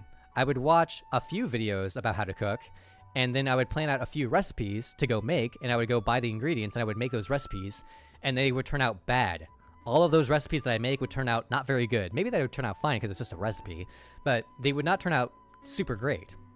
But if I did that process every week for a year, I would turn into a pretty dang good cook. But if I just like resign myself, oh, I'm a bad cook, I can't cook anything, well then I'm just never going to learn how to cook, guys. It's the same with pixel art, it's the same with coding. You have to suffer through the annoying bad parts. You have to eat some bad food once in a while before you can eat some good food. Yeah, my advice is same with Saba, is go make some bad food for a little bit and then try to make some good food. Only then will you, not if I never cook, exactly. That's kind of where I'm at, is that it's a process. with any skill. My first game, I'm seriously creating a survival craft RPG with turn-based combat. Not using any engine, just... it doesn't need to be bad. Well, dude, all the best to you. What you described there as a first game sounds highly complex. Because it has crafting mechanics, survival mechanics, turn-based combat mechanics, an overworld that you can explore. I wish you all the best, and I hope that it turns out good. But when I say good, or when I say bad, I don't mean like it's bad for someone's first game. I mean, like, if it was on the Steam store, would people buy it? That's what I mean by bad. I don't mean that like it's actually atrocious to look at. It's unplayable. That's not what I mean. When I say bad, I mean it's not going to be selling copies on the Steam store. If I go to the store and I browse through all these games, these were made by teams and teams of very experienced people, and I'm almost certain that none of these was anybody's first game. Absolutely none of these was anybody's first game.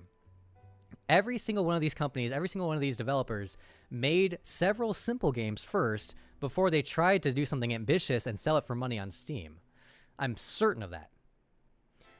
But that's not to say that you shouldn't go for it. I think that you should. Like, it sounds like you're well into this game, and I think that it's awesome for you to go for it, because if you work on this really complex game with crafting and survival and turn-based combat and an overworld and exploration, if you work on this, then you are going to learn so much stuff by the end of it.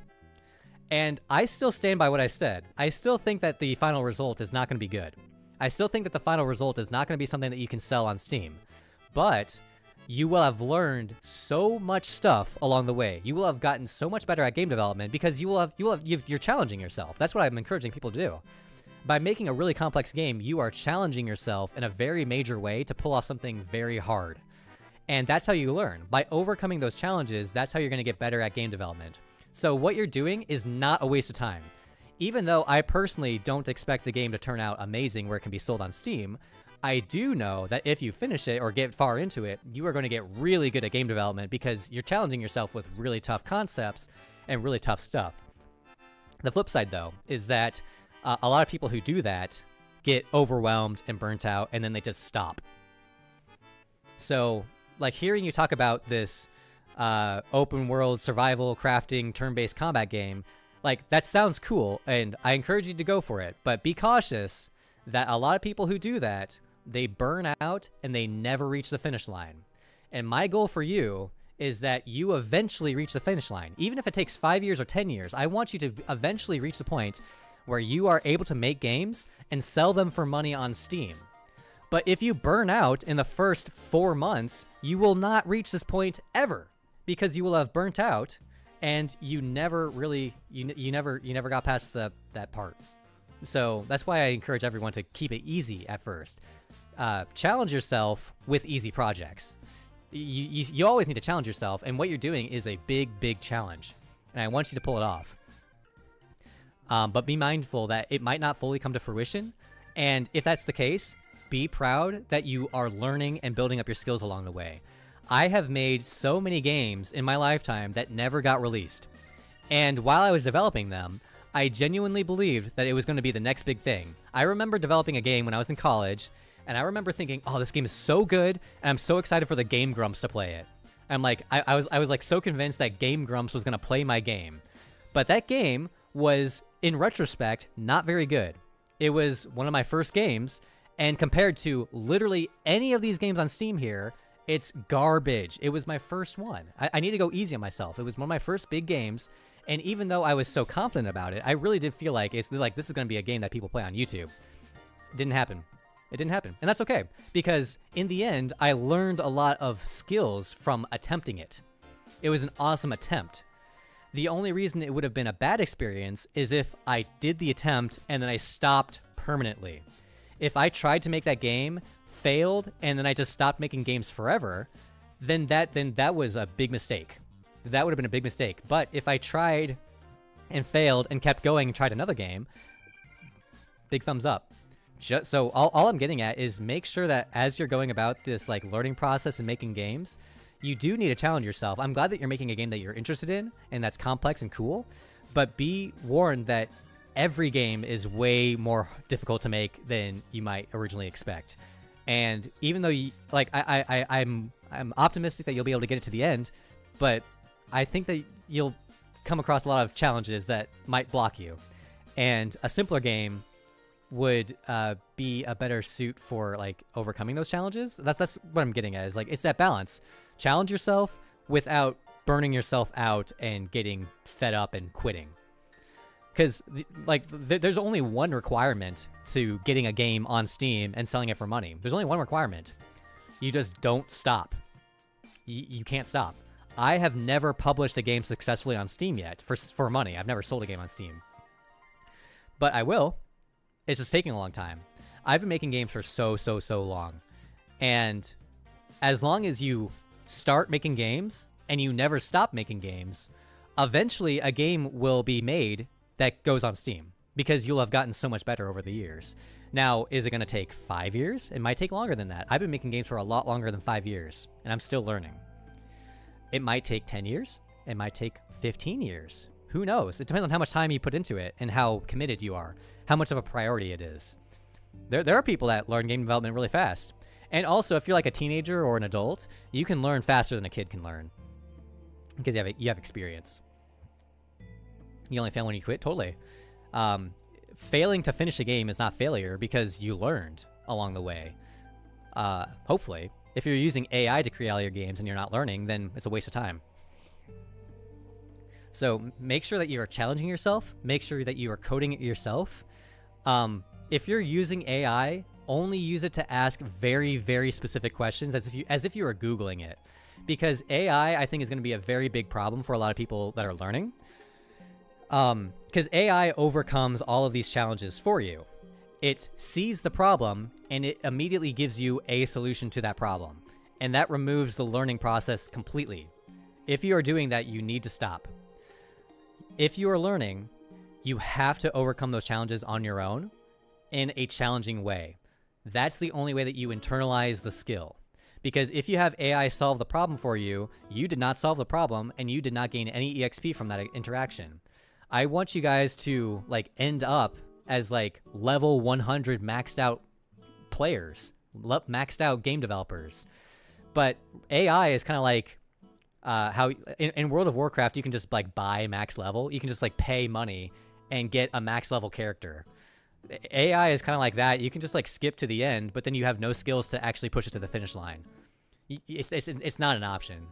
I use AI strictly for ideas and interactions. Yeah, that makes sense. My advice is that anyone in the learning phase should not use AI at all. But if you know how to make games and you know what you're doing, I think that AI can help speed things up. But again, I have to be so clear about this. If you use AI to do anything, you are not learning from that experience. And learning game development is the most important part of the process. So if you are not learning from that interaction, you are screwing yourself.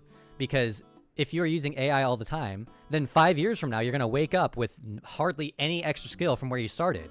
You'll be very good at querying AI prompts, but you are not going to be good at understanding code and reading it and debugging it and actually becoming a better programmer. That's what you need to do. That's what you need to do. You cannot use AI as a crutch. I think that it's going to be a big tool, though.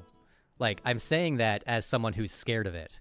I think AI is very good, especially with coding. It's very good. I know that I demonstrated it last week. I gave it a very ambitious prompt and it failed, but that's just because you have to know what prompts to give it. And when you do, it's very good. And that's scary, because when there's a tool that can do your job for you, it's going to be very tempting for people just to skip all the challenging parts. When I was in college, I took lots of computer science and coding classes, and I remember getting stuck, slamming my head against the wall, trying to figure out what was going wrong with my code. I could not figure out what was going wrong, and like debugging and working through those problems was the learning experience. And if AI existed at the time, I am certain I would have been tempted just to plug in my coding problem into the AI and say, hey, what's the problem? What's wrong with my code? And then it would have told me, and then I would have learned nothing. I would have not learned from the experience because it gave me the answer. Like, maybe I will, in the back of my mind, I'll slightly remember what it told me, but the only way you gain skills and get better is by doing it yourself. And it's not efficient to do that. It's not efficient to ditch the AI and do it yourself, but it is a lot more efficient for learning when you do that. And that should be your goal, is that your goal should be, okay, the game I'm working on right now isn't my dream game. It's not the game I'm going to post on Steam, but it is the game that's going to turn me into a good developer. That's what you should be. That's what all you guys should be doing. Is that your first game should be, this isn't my game that I'm going to sell for money. This is my game that's going to turn me into an awesome developer. It takes a lot of effort. It is not easy. What is the difference if Google or a tutorial gave you the answer versus AI? AI solves it for you. When you search for it yourself, you have to sift through lots of information. You have to read lots of documentation. You have to get an understanding of more than just the specific problem's context. AI does every aspect of the problem solving for you. And if you have to Google it or look through documentation websites to find the answer, that is a process that teaches you things. You are going to pick up information from that process that AI will not give you. And also, reading AI is a curated list of all the correct answers. It does not train your eyes to sift through incorrect information for what is actually true. AI is going to turn you into a brain-rotted weirdo. You can't use AI to solve your problems for you. It is really, really bad. It's really bad and really good, because it's so good that it's going to turn people into zombies, I think. But the thing is, AI can know that it must do something, but it can't feel that something is wrong. It just does if you only say it. You have to keep it on a leash. Exactly, is that it has a lot of knowledge and context, but it only has the context that you give it. You have to be specific. Up to a certain point. It's surprising how AI doesn't need quite as much specificity as you might think, but it does need context. And it doesn't always know when there's a problem. It doesn't always know when something doesn't look good. It definitely doesn't know that. It does a good idea of like making gradients and good looking buttons and stuff, but it doesn't do a good job of like, oh, I designed this thing, and it doesn't know when things look bad. I use AI to produce SVGs and images and icons a lot, and it does a bad job with that. Like SVGs for web pages, it sometimes gets it well, sometimes doesn't. AI can totally make you lazy. It depends on how you use it. I feel like it's the same discourse as when the internet started to get popular and parents would say it would turn us into zombies because we didn't have to go to the library anymore for infos. You are totally right. You are totally right. And I think that the internet did turn us into slight zombies and slight weirdos, because now we don't have to put any effort into finding any information. All of it's different, right? It's that when we had to go to the library to get information, it was a process and it took effort. And when you succeeded in that process, you internalized it and you gained skills, problem-solving skills that you didn't get when the internet just gives you the answer. It taught you how to find information, and it taught you how to like sift through big stacks of like papers and books and how things are organized. The process of finding information is still a learning process that is valuable, because when you're working with code, look at this. Like, look at all this code. I was showing off new UI. Isn't this file kind of similar to like sifting through books and books of information trying to find the right thing? This is kind of like when you used to have to use encyclopedias to get information. But now, like, you just look up online, what's the answer to this thing, and it saves you a lot of time. But you know, when you use an encyclopedia, you're putting in effort and brain power to find that information. So when you do discover it, you'll internalize it better. And also, as you're sifting through that encyclopedia, you're picking up on other like information that you're reading through along the way. In order to get information, you have to learn other information to get that information, and that's why your brain like explodes with knowledge whenever you do that. Deltarune OST on stream? Oh yeah, I love Deltarune. I have a lot of Deltarune songs on my playlist. If you like something too much, you are a leash of it. Yeah, totally. It's a good cell phone, that's the problem. Sure. How do you search through some lines of code with it being so long? That's the problem. It's the same question of like, how do I search through this library of information when there's so much of it? How do I know where to look for the right answers? And the solution is you just have to know. You just have to know. Is that if you were the one that wrote it, you will be the one to know where everything's at. If you have a lot of experience with searching through code for the correct answers, it's actually not a hard process to know where in this file. Like, if I am looking for the shader button, I just search for the word shader, and then I look through all these things, and I was like, okay, here it is. Here it is. This is the one I was looking for. And like, how does my brain know that this line is the correct line that I'm looking for? I didn't query AI to tell me that this is the right line to look for. So how does my brain know that this is the correct line? The only way that I know that is from challenging myself all those years of not using AI. If AI just told me, oh, the answer is on 855 or 885, that didn't teach me anything. It didn't teach me the process of looking through this code. And also, by the way, when you look through code searching for something, it forces you to learn how that code works. Because you're looking through all this stuff, it's like, okay, this is the class stuff, this is the initialization, this is the button click function, so this is where all this stuff is. And then as you're doing that, when you come back to this file later on, you'll remember, when I sifted through this file for this like 885 issue, when I was looking for this line, I remember that there was that security portion, there was that alignment portion, there was the initialization portion. So you pick up on all of this stuff. Oh, the stream's lagging. I'm so sorry. The stream is about over. I'm 5 minutes over, so I'm about to wrap things up anyway. But thank you guys so much for being here for another Moonshire Monday. I am about to call it quits. I really appreciate all the support and all the folks that were here chatting with me. It was a lot of chatting. I go off on tangents a lot. I hope that it wasn't too annoying, but I hope you guys had a good time, and I will be back next week for yet another Moonshire Monday. Thank you so much for everyone here. Cooper, Karath, Gronus, Saba, Adele, Lala, Wolf, thank you so much for being here. Penguin and Liam and Nick and Sophie, Kemi, Rescue Squad Culp. Thank you so much for being here, and I will see you all next week for yet another Moonshire Monday. Bye, everyone.